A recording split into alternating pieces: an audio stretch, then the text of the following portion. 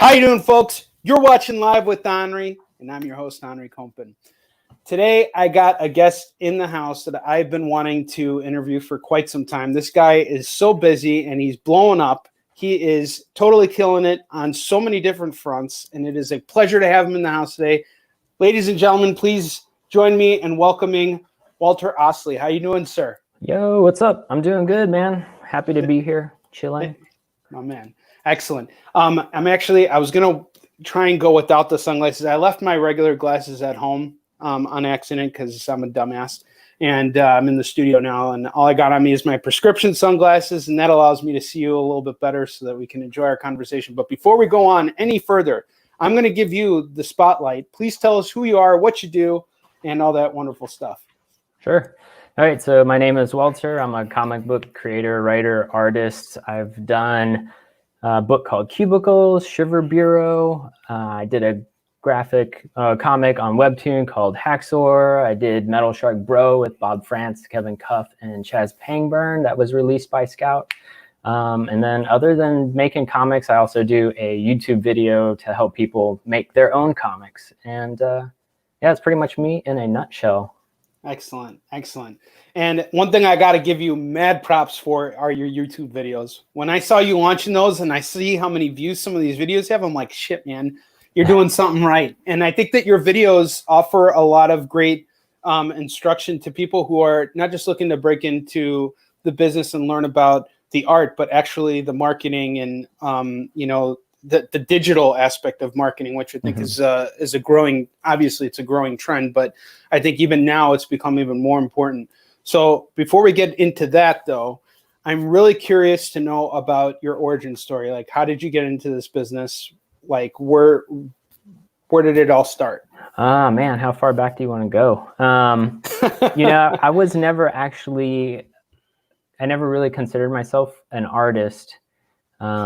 And sort of, I considered myself a writer. So basically, I was in a band and did that for a while. Our guitarist decided he wanted to quit and go start a family. So we kind of broke up. I tried to do the band thing for a while with other people, but everyone's slackers with musicians. So I gave up on that, and I just started writing movie screenplays and tried to shoot like an independent movie. And it was a huge pain in the butt. We only had like 10 people total, and it was still a nightmare, like getting all of that working together.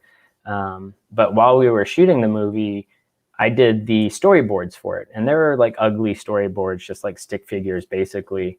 And the movie was kind of whatever. We stopped doing it because it was too much work. And then I was like, I remember reading comics when I was in high school, and they did these storyboards, and they're good enough to tell the story. So why don't I just start taking my screenplays and turning those into comic books, and I can work by myself. Like it's like I don't really care what the art looks like so much, long as it can tell the story. And that's how it started. I just started wanting to, as a writer, wanting to tell my stories without having to depend on anybody else. Your art style is not just some art style that you can pull out of your ass either, my friend. And I am insanely jealous of you because you're one of those writers who can draw too. And I've seen your artwork, and I'm just Metal Shark Bro looks incredible. I haven't had it. I backed the Kickstarter. I still haven't gotten it yet. I'm sure you guys are working on it right now.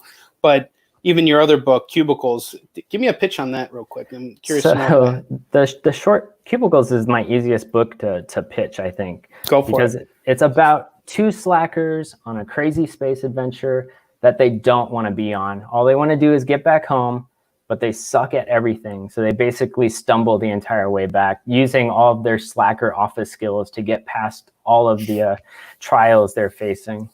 So, I mean, it's like a ridiculous, stupid book. I mean, so is Metal Shark Bro, but they're like kind of in different ways because Bob and Kevin write different than I do. So they're both ridiculous, but Cubicles is my brand of ridiculous. So, and those are the kinds of projects that that interest you, are the ones where you can be that ridiculous. But I find your art style, you can apply. I mean, it's very, to me, when I look at your art, it reminds me a little bit of Greg Capullo's work. Like, I could totally see you on like a dark Batman book, like totally doing the whole brooding thing and knocking it out of the park. So how you know, like I've been drawing my whole life, man, and I fucking suck. All right. I do layouts and everything. I cannot draw for shit. I'm so bad at drawing that I have no choice but to hire an artist. Yeah. But for you, it's just like, yeah, I joined a band. Everybody got lazy. So I decided to start making movies, which again is like that, like as if that were easy, right? That's too much work. I'm just going to go back to comics now and just do all the work myself because that's easy too, you know? Right. Like, so art, how did you get into this? How did you kind of like master this form of like sequential storytelling that master your style, master yourself? Man, I think a lot of it maybe stemmed from just not caring so much about the artwork, you know? If I could get lines on the paper and you could tell that that was a person and that they were doing something or experiencing some kind of emotion, like that was good enough for me when I started. So I kind of started with that mindset. So I kind of went in almost fearlessly with the artwork. And I think that allowed me to fail a lot, and thus like learn a lot. And then eventually I fell into the trap of like actually wanting to become a good artist, which was, that's where I started having like doubts and like questioning how good my art and stuff was. But that wasn't until like after I had, you know, worked on it without caring so much for like a year or so. And I think I just grew during that time because I tried everything and didn't really care. And what's interesting too is like I've been following you for some time, and I remember in particular a post that you put up maybe about a year or two ago where you were like, all right, I'm quitting my day job, whatever it was at the time. You're like, I'm quitting this and I'm focusing on comics full time. And I started seeing you at shows more, and you're totally killing it, setting up at booths, doing commissions, you know, selling your book, like just the picture that I have, you know, saved for this video of you sitting in front of your table with your arms out like this, you know, it's like you just seem to just quickly get it. And what I find interesting is it seems to be more about you just doing it and winging it and learning as you go and not caring about failing, because it's through failure that you continuously grow. Yeah, for sure. And that's what I say to a lot of people who ask like how to start or what do I do? And I get a lot of questions a lot of time, like on the YouTube channel and stuff, where people like ask like, oh, like how do I do this? Or like what font should I use and stuff? And it's like, you know, just do it, do a test, do like a 2-panel comic and put it up on like Webtoon or whatever. Does it look good? If it looks good, then you're fine. If it doesn't look good, go back and tweak it. You know, like that's not a big thing. Like you don't have to put so much pressure on yourself, especially when you're just starting out. But, you know, you just do it. You can look at what other people did and try to like gauge yourself or kind of give yourself a direction, but like what they did exactly isn't going to be perfect. So you kind of have to just jump in and do it. Otherwise you're going to like just question yourself the entire time and not get anything done. So that's usually how I jumped into everything. You know, it's interesting because I think that, you know, we all kind of jump into this game, right? I mean, like when I got into publishing my own work, it's not like someone gave me a direction and said like, here's the map on how to get from point A to point B with your book. You know, like I found myself in a position where once I completed my first issue, you know, you obviously want to like see what publishers are interested in and all that. Well, every publisher basically turned me down at the time. And so from there, it's like, you know, there are no roadmaps. You just make a decision from there, what feels right, and trusting your instinct and kind of like going with the flow and just kind of navigating and seeing what kind of feedback you get in order to grow. Now, here's a question for you. Given that that's the case, you know, now you have to not only look at the fact that, okay, you got art, but you also have to look at this as a business and really kind of see like, all right, I have my art now I have to go out and sell it. And you know what you're doing. I've seen you work, you know exactly what you're doing. I've seen how you've been building things. Where did those skills come from? How is it also just winging it? Yeah, I mean, I think so. I started going to conventions in 2010 or 2011. Okay. And conventions, I feel like they were kind of crazy back then too, but they've changed a lot in just those, you know, what has it been, like 10 years? 10 years, yeah, absolutely. They've gotten crazy. Like my first convention was in Orlando, Florida, which is where I live, called MegaCon. And it was a pretty big convention, but it wasn't insane. So I think the first time I went and set up, I had like a little cheap like canvas stand, a painter stand that I bought from Michael's, put it there. I had a piece of cardboard and I just taped my prints to it, and just sat there. And, you know, I was doing like $5 commissions. Like I had no idea. And I think like I was able to kind of grow into it as it was getting crazy, and just kind of start small, which I tell a lot of people they should go to smaller conventions and like kind of get their feet wet before they jump into something like a MegaCon or a New York Comic-Con. But yeah, it's, you know, it's putting yourself out there, you know, success or fail, whatever, but you kind of have to get out there for anything to happen. And as soon as you put yourself out there, the quicker you're going to learn, the quicker you open yourself up to the opportunities that are out there. So yeah, I just say, you know, don't wait, just go and do it. And if you screw up, you screw up. Yeah, I 100% can agree with your message. I think that's the way to do it. If you don't put yourself out there, you're never gonna really figure it out. And I mean, rejection's part of the game. You know, it's like you got to have thick skin about it. You know, it's interesting because my son, he's been kind of dealing with a bully situation at his camp.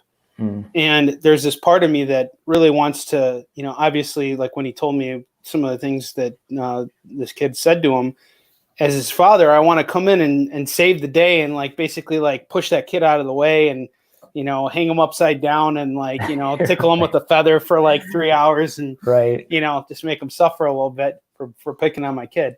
But, you know, the reality is like those kinds of scenarios, as brutal as they can be, that's kind of where you develop those kind of skills that I think are necessary for doing what we do, because we do get shit on a lot. I mean, I'm sure you've dealt with this at shows too, where people kind of like look at your work and scoff at it, especially on the internet, which is such a volatile place where people can just basically say anything.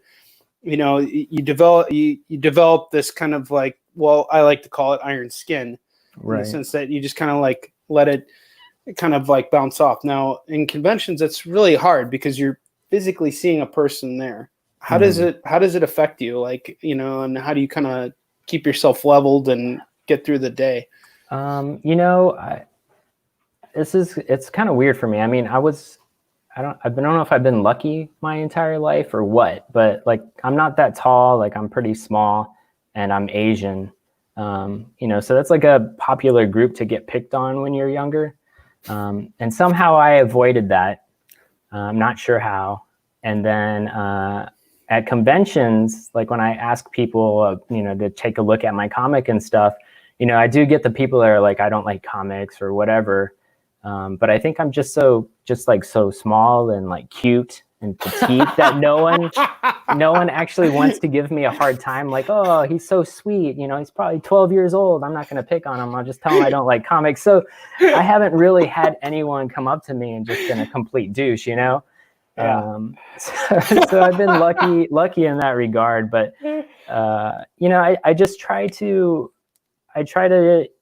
I'm there to sell my books. Yeah. And I want to sell people my stuff, but I'm also not a salesman, quote unquote. So it's like, I ask somebody if they want to take a look at my book. And if they don't, then I don't really care, you know, like, yeah, I would prefer if they bought it, but at the end of the day, it's not going to make a huge difference to me. So, yeah, I just like everyone tells you to ignore people that are trolls or that, you know, have something else going on in their life, and, you know, just kind of ignore them because what they're saying doesn't really matter. And it's coming from a negative place. So it sounds negative and you don't want that to affect you. And like that's kind of how I go. If somebody wants to give me crap or say something bad about my artwork or my stories or whatever, it's kind of just like, oh, sorry that, you know, this isn't your thing.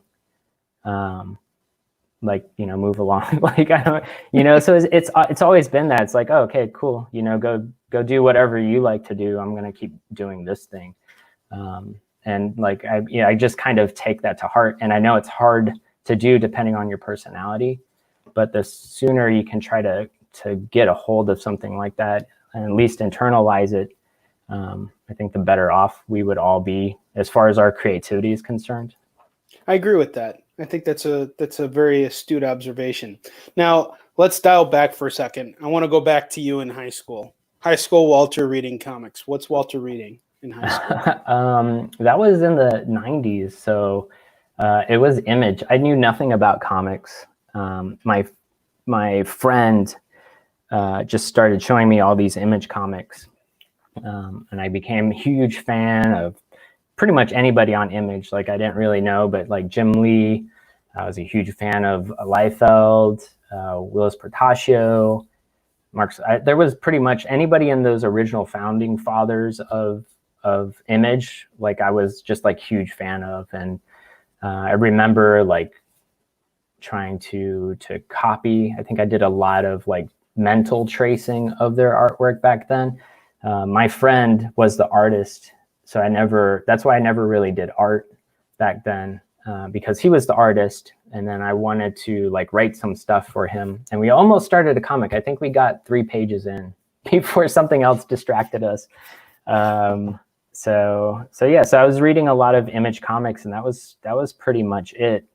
The other comic, like one of the first comics I got, I went to San Diego. My brother took me to San Diego Comic-Con, and it was still small back then. I think like they just had like wooden fold-out tables, and I might have actually talked to Vasquez, the guy that does Johnny the Homicidal Maniac, but I'm not sure because I had no idea who he was at the time. But I bought like every single issue of Johnny the Homicidal Maniac, and I loved that book, and that was kind of the inspiration for the book that we were gonna do,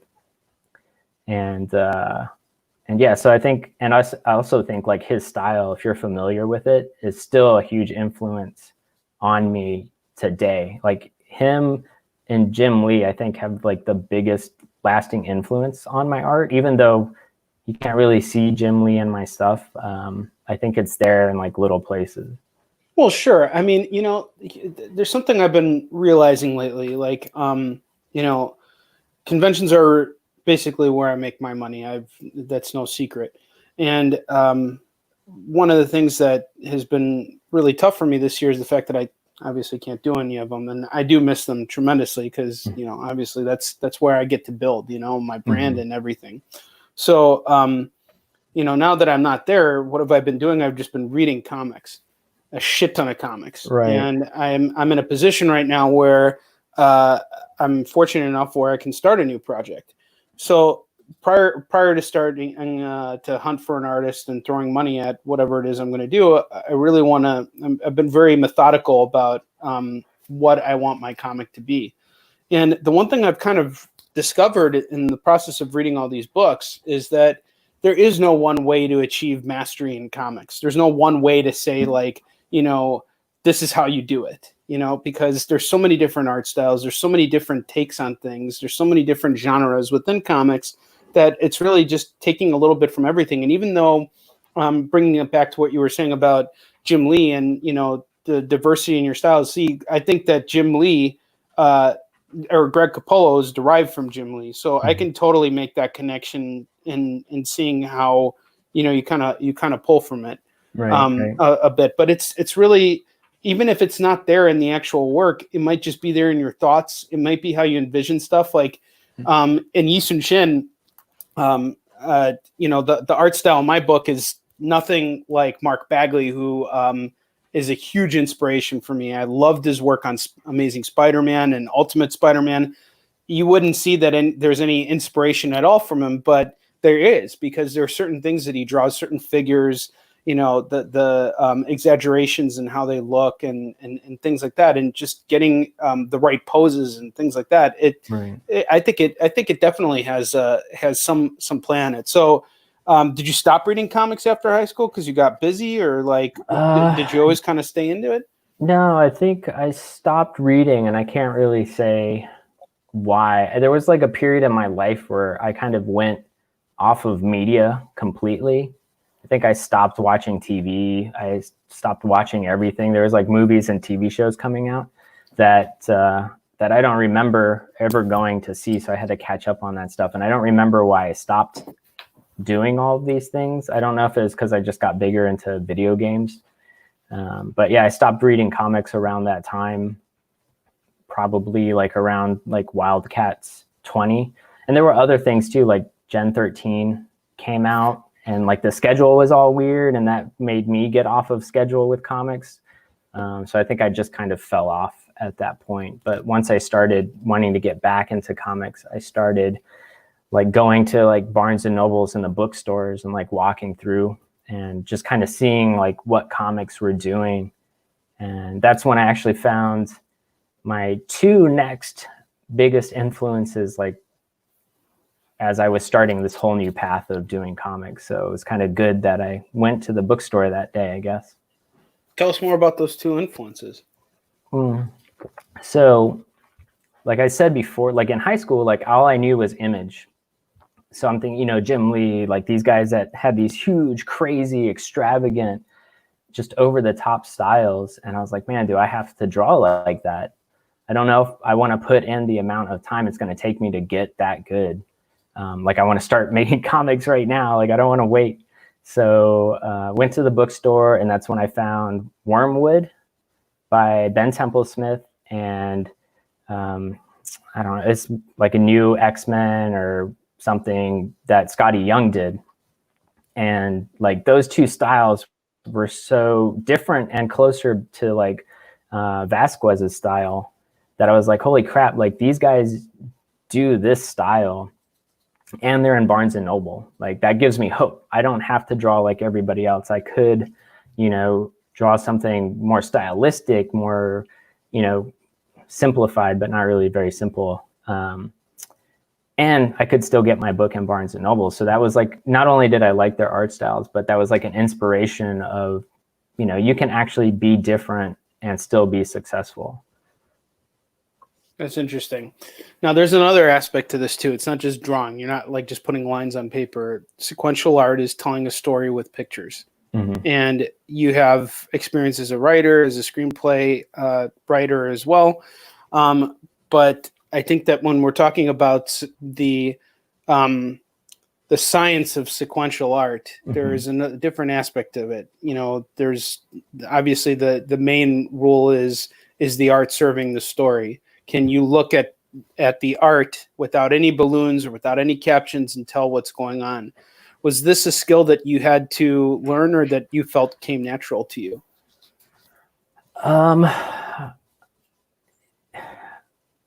Like, I don't want to sound like, ooh, look at me, but I've always been like I was talking about with like doing conventions and stuff and kind of jumping in and just messing up. Like I've always been just kind of like this is a thing I want to do. I'm going to do it.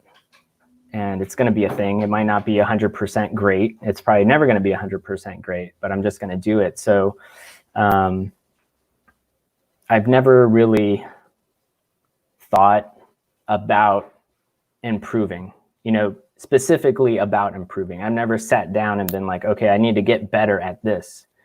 It's been more of, I want to do this and I'll learn as I'm doing it. So that's kind of where that came into place. And I don't know, I read a lot of comics. I was looking at a lot of comics at that time. And so, yeah, I think that's just where it came from, was just a lot of trial and error and just making it a lot. Like when I started wanting to make comics, I think I was maybe practicing for about maybe a year tops before I decided it was time to just start making comics, because I didn't want to do more anatomy studies. I didn't want to draw more figure studies or, you know, paint apples on the table. So I just kind of started making comics. Interesting. Now, we've talked about a couple of your major influences. And the one thing that I think has always been really kind of cool about this business that we're in is that we can, especially when we're at conventions, we can meet the people that inspire us the most. We can find mentors. We can find ways to kind of navigate through this business to expand our network. are there any particular people in the business that have helped you kind of like get more involved and help you kind of grow and in a personal way? I'm a shy guy. I couldn't tell with all your videos. I mean, you're very outgoing in that's because it's just me.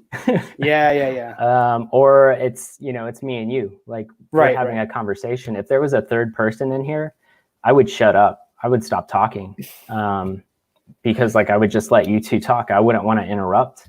So yeah, me solo, me one-on-one, like I can have a conversation, but otherwise I'm shy. So I've gone up to a few of the artists that I really like at conventions, and I'm just like, hey, big fan. And after that point, it's like I'm just kind of standing there, be like, yeah, like what you do. Okay, I'm out. So I haven't really had those experiences too, my friend. So I haven't actually been able to like nurture anything. And a lot of the time, these guys are really busy, because they have 8 million commissions to do. And if anything, I'm try to be as considerate as possible. And I know they say they're listening and stuff, but I know they're super busy, because like whenever somebody comes up to talk to me and I'm doing a commission, like I'll just put the commission down, because I don't have 8 million commissions to do. I can take that time, but they don't. So I kind of don't want to disrupt their brain flow. Plus I don't have anything to say to them really, other than really dig what you do, keep doing what you're doing. But more of, so I haven't really had any like heroes, but I've had a ton of peers that have, helped me out. I've been lucky in finding a lot of supportive artists. And I think as a whole, the indie community is pretty supportive. And so that's been a really good, James Hake over at Scout, just for whatever reason. On here as a guest. Yeah, great guy. He's an awesome guy, and for whatever reason, like he wants to help me out as much as he can. So it's relationships like that are really awesome that you build, and you kind of just become friends with these people, and you're all growing together, all supporting each other. And I think that's kind of the best thing about conventions and the indie comics in general. Well, I got to say, Walter, you and I are very much alike in this regard, because there's this thing in our business, this elephant that's in the room, which is called networking. Mm-hmm. And we're encouraged to go to these after parties and to shake hands and to do these other things, because we got to make other deals. We got to, the work only starts once the floor closes. So, mm-hmm. so they say. But I've always found myself in a similar position to you, that like when I go to these networking events, it's kind of hard to, after a full day of, hawking your shit, to just be like, hey, dude, I know you've been busy all day hawking your shit. Look at mine. Here, let me talk about my shit some more. And, totally like harass you while you're trying to have a fucking drink and eat mm-hmm. dinner and chill out and talk to people that you actually know. Here's me, a complete fucking stranger. I'm going to throw myself into your life, And I actually did that once. I was at Wizard World Chicago in 2009. I had no idea what the fuck I was doing. And this is where I learned to fail, right? So mm-hmm. I was at a bar, and I saw Mark Millar and his editors just sitting at a table having dinner. And what did I do? I sat down next to them, and I just started a conversation. I was hanging out with Mark Millar. Now, in retrospect, did that get me anywhere? Did that like help me build bridges to get into Marvel? Not really, because I didn't really pursue it, but I did it and I learned something from it. Mm-hmm. I wouldn't say don't do it again, but maybe not do it again. I don't think I'd ever insert myself into a situation, and who knows, maybe those people were trying to have a serious conversation and I fucked it up. Right. So, maybe I got blacklisted from Marvel after that. Who knows? It's that guy, and they just start walking it's that off guy. Exactly. Well, that's probably how it comes off after a certain point. So I kind of gave the whole networking thing. It didn't feel right to me. I mean, there are mm-hmm. certain situations that do, right? Like if, say, James sees you at a convention and says, hey, after the day's over, let's go to a bar and let's go hang out. That's different mm-hmm. because you're hanging around people and you're chatting and you're talking about your day and you're seeing your friends. Like what you were saying when we were backstage, you miss your friends. I miss my friends too. That's part of the fun of it, because we share war stories. We learn from each other. But the reason why I always thought networking was such a big deal is because it was crammed down my throat. Like when I was breaking into this business, they said, how do you get in? Well, it's not what you do during the day, because obviously you don't want to approach an editor during a convention during those show hours, because they're organizing, signings, they're reviewing portfolios, they're doing all this stuff. It's not necessarily the best time to come up to an editor and pitch your stuff. At the same time, do you really want to pitch an editor when he's drunk off his ass and, like commiserating with his buddies about how, shitty the pay is in comics, like, is that the time when is the right time? Right. And that's kind of the thing that's tricky about it, is you never know when that right time is. And, it's getting an agent. That's a really difficult thing to do. And I think the one thing that I love about being independent, and that I, respect about what you're doing, is you find your pocket and you find your area, and you can just exist. You don't have to break in order to work in comics. You can just be you and do it and have a blast doing it. And I think the measure of success you find really depends on the amount of effort that you're willing to put in. That's just kind of the way I see it. But I definitely relate to what you're saying. I mean, like, you see a big name writer or artist or whatever, and it's like, what do you say to them? Like, can you did it. Yeah, congratulations. Good job.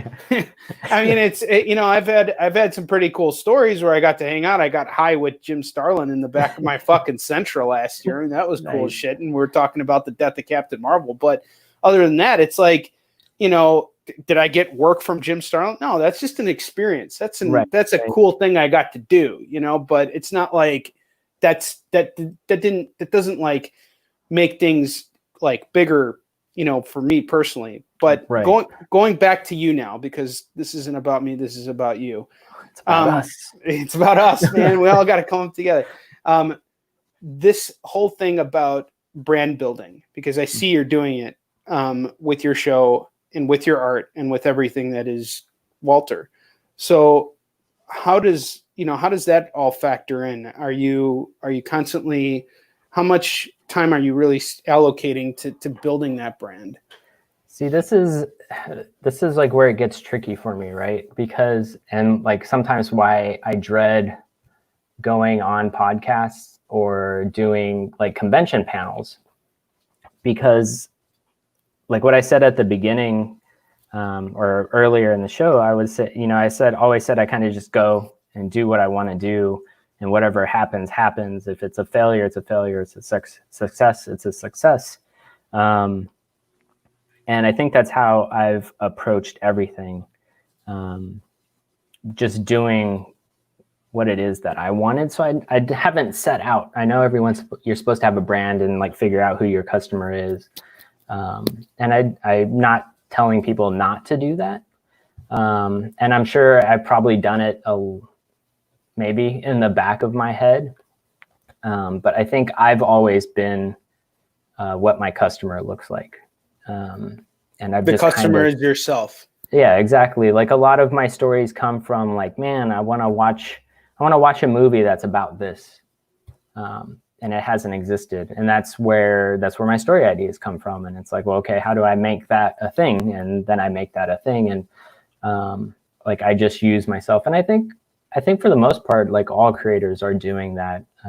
I think saying like you need to build a brand and, build your customer profile are ways to like teach people things that do need guidance.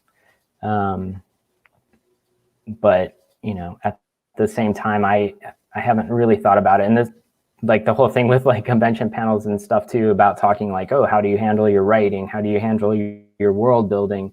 And I've very much just been like, well, you jump in and start doing it. And as soon as you find something that isn't working, you go back and tweak it and fix it, but you keep moving forward, versus doing like, months and months of planning before you even take a step forward. So I don't know if that answers your question.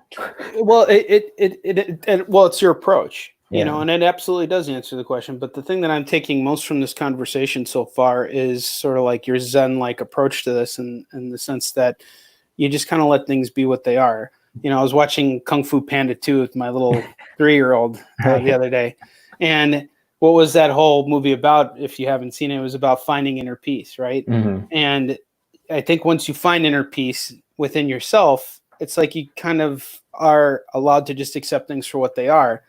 And, you know, I think that there's a lot to be said about that. I remember in 2014, I lost my investor on my book, and I didn't know how I was going to move forward with stuff. I mean, I was doing really well at conventions, but at that time I wasn't making enough money because there wasn't enough content out yet. And that's when I kind of turned to crowdfunding and things like that. But here's what I told myself at the end of that year, 2014. I said, you know what, 2015, I'm going to turn things around. It's going to be a complete 180. And I just knew it in my heart. I didn't know how I was going to do it. I just knew it was going to happen.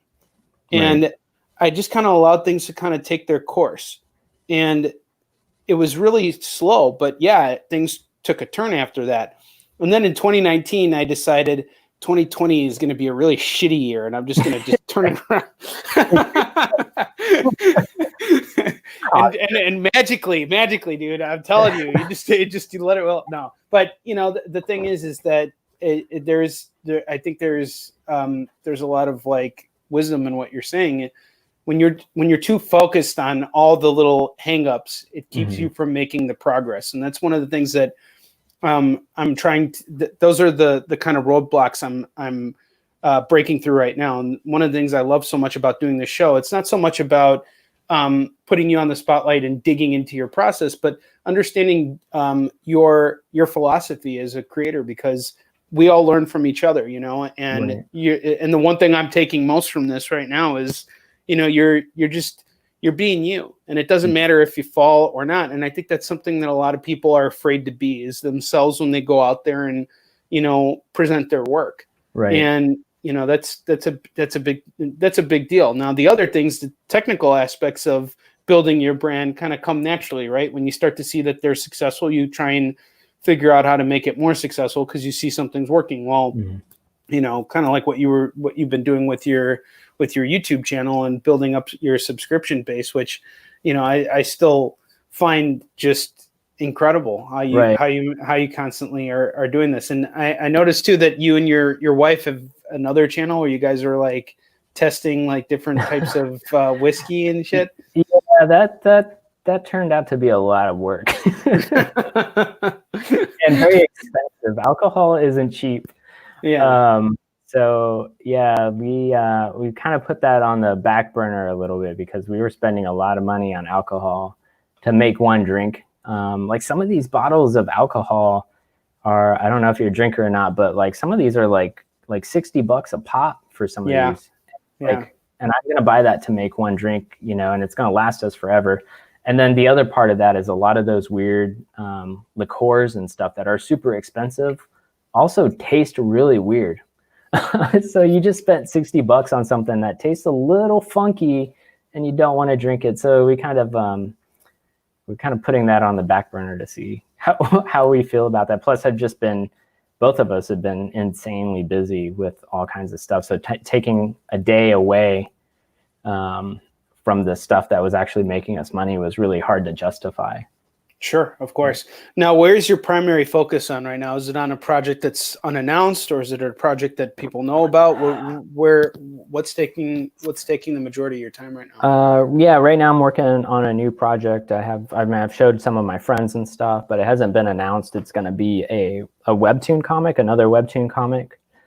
Super excited about it, and because I was going back and forth with webtoon for a while, just doing a bunch of different pitches, and like this kind of goes back to what I was saying before. Like webtoon is this kind of platform that I think has a lot of like younger readers. It's kind of like, I think a lot of people think it's manga focused just because of the artwork and stuff. And so I was like trying to come up with ideas that I thought would work for that platform, kind of being like untrue to myself in a way. And I was like, you know what, screw that. I'm going to make up a story that I really want to do. Like this would be the next story that I'd want to do. Even if Webtoon doesn't pick it up, I think I'm going to do it anyways. And I think it worked out that time. Like they liked it. Like they could see how my personality was coming across in that story and how it jived and actually worked together. And that was the pitch that they picked up after I had pitched like 2 or 3 things that they turned down. So just another case of kind of being, true to yourself as your own customer, being the best way to go. Yeah, I tend to agree with that. Now, I haven't really navigated the Webtoon platform, but I see the potential in it. And is it a lucrative means of distribution for your work? I think for me, Webtoon, the other book I did on Webtoon or other comic I did on Webtoon, Hacksaw, was the thing that was the catalyst for me quitting my job. Because I had been, talking with my wife about quitting my job and doing art full time, hemming and hawing probably for like the last, I don't know, two years maybe before it happened. And then the Webtoon thing happened. And at that point, because of the work schedule for Webtoon, at that point I had to decide, do I quit my job and do Webtoon, or do I tell Webtoon no, and just go back to doing, my day job? What was your day job, and what did you think about it? I was, it gave me a paycheck. I was a, and I hope I didn't ask a personal question. No. I mean, I was in programming, development, software development. Oh, wow. So yeah, I mean, it was fine. Like I went to school to work with computers. It wasn't until much later that I realized I didn't really care about computers at all. So, so it was a job. I could do the job. I did the job. It just, same thing every day, So it was kind of, just kind of started getting wary on me. And then of course the comics came along and someone told me they're going to pay me to do my own comic. It's hard to say no to that. Interesting.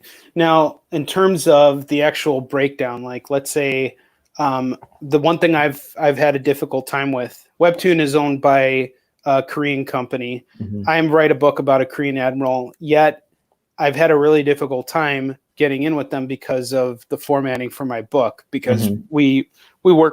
we work for print. It's not that we can't get it in RGB format. Actually, when these pages are done, they're all done digitally. So they start in RGB format and then we convert them to CMYK. But Right. There's something about the sequential, style of the book or something like that where I can't just, I don't know what separates, what is Webtoon essentially? I haven't really kind of navigated it, and I'm just curious to know, like, is it one panel at a time?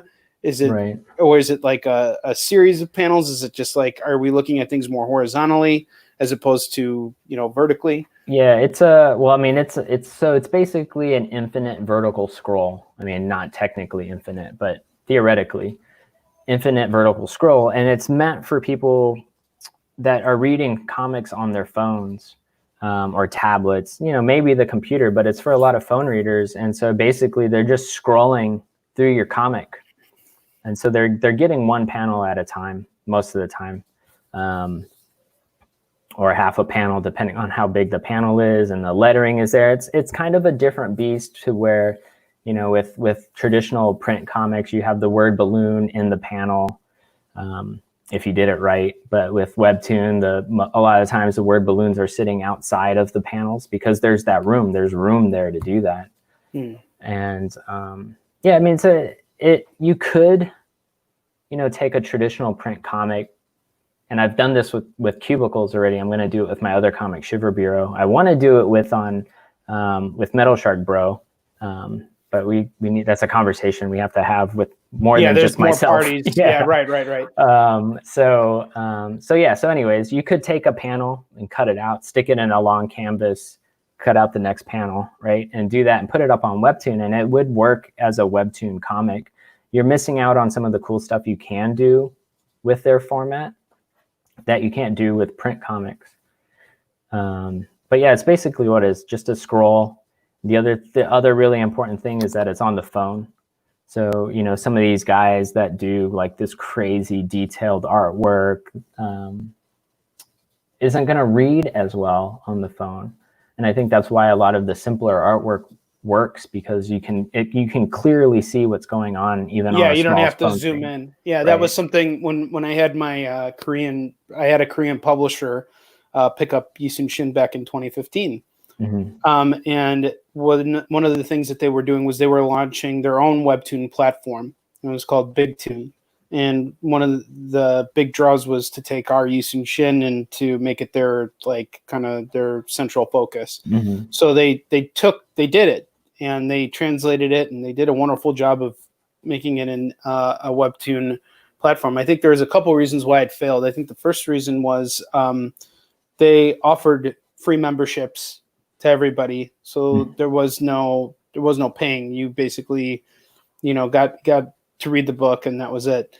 And there wasn't enough stuff. There wasn't enough exclusivity from their platform compared to Webtoon and some of the other competitors. The other big competitor for them was I think Naver and this other one called Kakao Comics, and they were able to just kind of like, you know, route them with their exclusivity. Right. But the thing about it was, I think there's a lot of truth in what you're saying here, in the sense that it's much easier when you're just reading a comic and on your phone, and there aren't those details. And you know, of course, you could always bring it into print too, and do that. Now, are you scaling back on any of the details when you do? Because you've mentioned that, you know, you've taken your made for print work and have translated it to Webtoon. Are you kind of like dialing back on some of those details in order to make it more Webtoon accessible? Not for, I'm not going to do it with,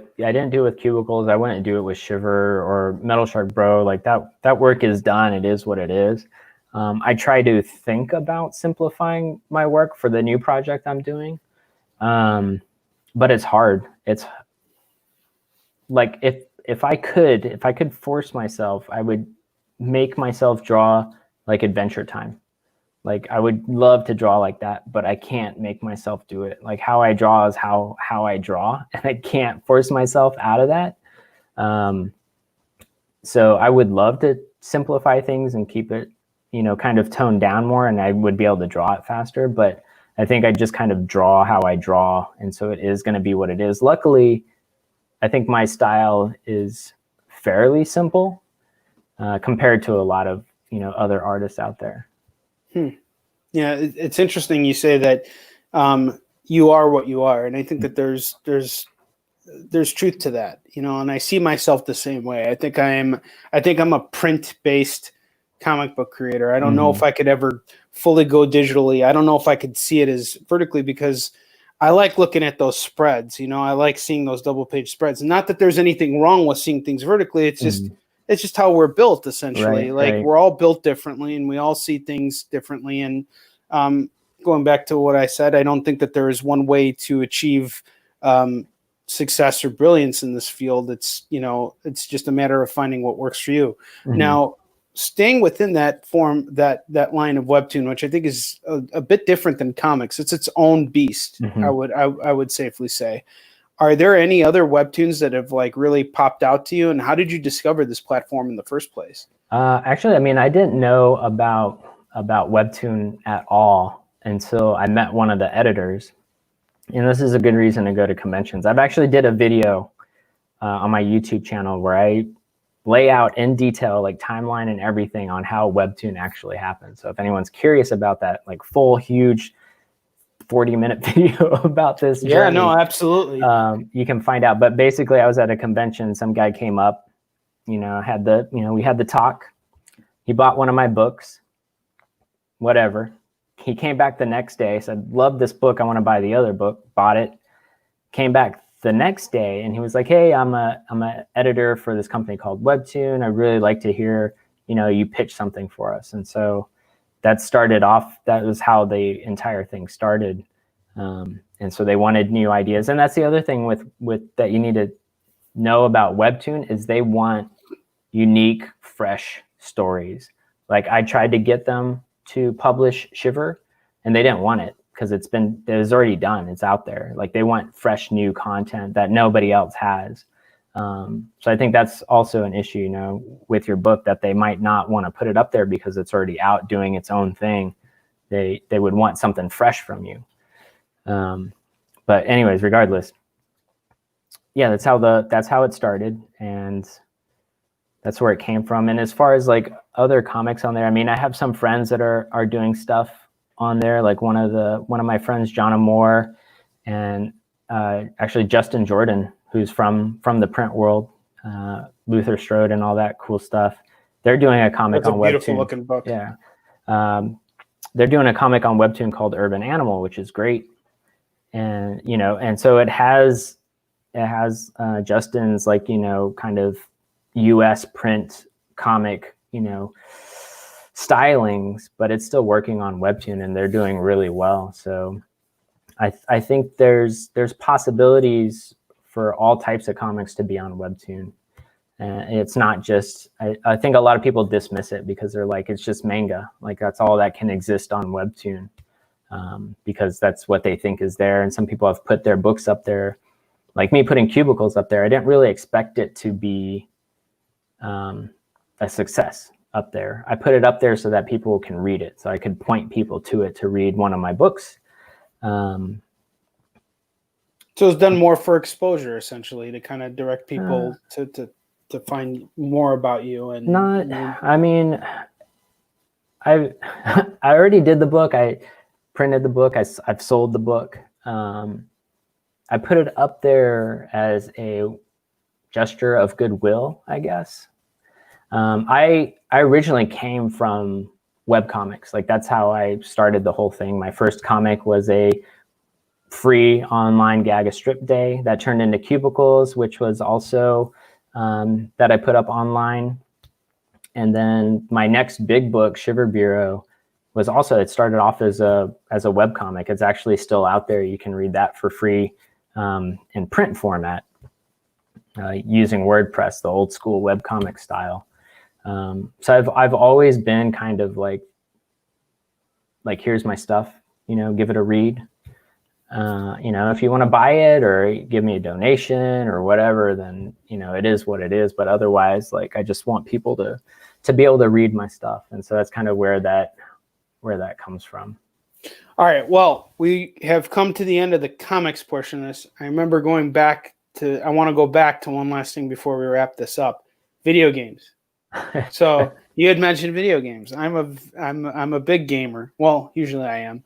Lately, I've had a really hard time finishing the games that I start, and I treaded through. I don't know if you've ever played Shenmue, but I was a huge fan of the original one that came out on Dreamcast a number of years ago, and then there was a crowdfunding campaign for the third one, and finally the third one came out, and I was sorely disappointed with it. And then I forced myself through that.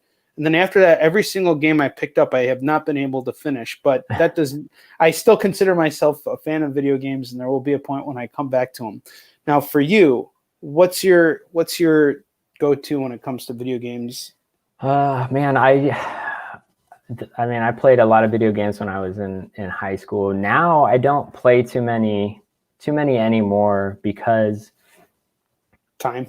Yeah, time is one of them, but I feel like I've played every game, and I know new games are coming out and they're doing their own thing. But you know, I've been playing games for like 30 years. I've played them all. You know. Yeah. It's always the same format. Yeah. I've robbed the bank, and I've outrun the cops, and I brought the medicine that the person needed to save. And you know, it's like I've done it all. And I think a lot of those open world games just are what was the nail in the coffin for me, you know, like Grand Theft Auto, those Batman games that came out where it's like, hey, go find phenomenal. Yeah, they're great. They're amazing games. Yeah, but and like how many more times? Yeah, go find the 100th Batarang that's hidden somewhere on this level. I'm like, why would I want to do that? I just don't want to do it anymore. So that's kind of where it stopped. I stopped playing games back then. And yeah, but back in high school, I'm not a sports fan. I don't watch sports, don't watch football or any of that stuff. But back in high school, man, the original Madden games were my jam. I would play Madden forever. Yeah. I don't know what it was, but I played a lot of Madden. Never watched football at all, but. Did you learn anything about the game and the players and all that shit from playing the game? I mean, for the Madden that I had, the Dallas Cowboys were like the best team on there, and the running back was basically all I used the entire time. I forget his name. He's like was like, one of the popular guys. And then of course, the 49ers with Montana to Rice, I think, for passing. I don't know what it was. This was a while ago. But yeah, so that's how I knew, was like, those players. And I think like my dad watched football, so I would hear those announcers talking about certain players. And so that's kind of like whoever they talked about the most must be the best. So that's kind of how I picked the teams I played. That's pretty hilarious. All right, man. Well, we're at the end of their show. I don't have any more questions I want to ask you because I've gotten to know you. You're awesome, man. I really feel like I got a better understanding of who you are and what you do, and I'm even more. They always say like that the real person may not always live up to your expectations, but I don't think that's true. I'm even more impressed with you now that I've had a chance to chat with you for an hour. Thanks, man. Absolutely. Do us a favor. This is your final shout out. Tell us where we can find you one last time.